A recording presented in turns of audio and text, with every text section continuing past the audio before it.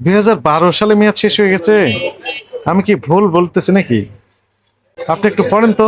দোকানের বয়সটা 1 বছর। না না, দেখেন তো 2012 সালে মেয়াদ শেষ হয়ে গেল নাকি এটা? 13 সালে মেয়াদ শেষ। কত সালে? 2013 সালে। এটা কত সাল?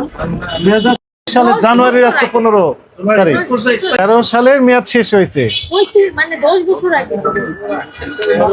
10 বছর কোথায়, 12 বছর হয়ে যাচ্ছে। কয় মিনিট হবে এখানে? Sir 5-7 minute.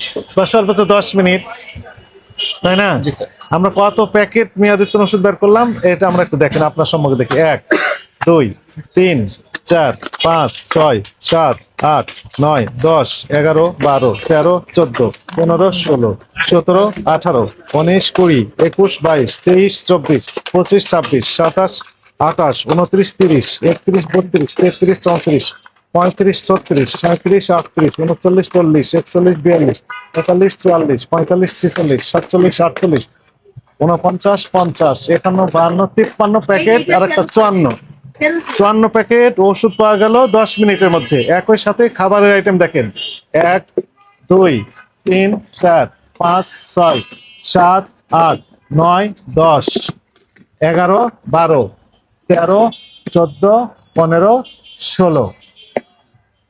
16 প্যাকেট বা বক্স খাবার মেয়াদোত্তীর্ণ হয়েছে। আর এখানে ওষুধ পেলাম কত বক্স? 54 প্যাকেট। 2013 সালে মেয়াদ শেষ হলো, আজকে 2025 সালের জানুয়ারি 15 তারিখ। আপনার বক্তব্য কি বলেন? কঠিন ভাবে মানে তদারকি করা উচিত আমাদের। আর আপনাদের কি বলে, দায়িত্বহীনতা, চরম দায়িত্বহীনতার পরিচয় দিয়েছেন, তাই না? আপনি এখন বলেন নেতা হিসাবে। বলা হয়েছে যে প্রত্যেকটা মেয়াদোত্তীর্ণ ওষুধের জন্য আলাদাভাবে 50,000 অর্থদণ্ড অথবা 1 বছর কারাদণ্ড অথবা অভিদণ্ড হতে পারে। তাহলে 54 প্যাকেট আর এখানে 16, দুটো যোগ করলে কত হচ্ছে?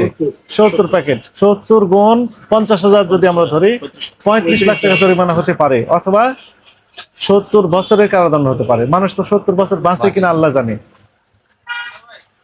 তার মানে ওনার যদি জেল হয়, কারাদণ্ড হয়, তাহলে ওই কারাগারেই মৃত্যুবরণ করতে হবে। লাইট বন্ধ করে দাঁড়ান। ওকে ওই ছেলেটাকে বের করে দাও। ভাই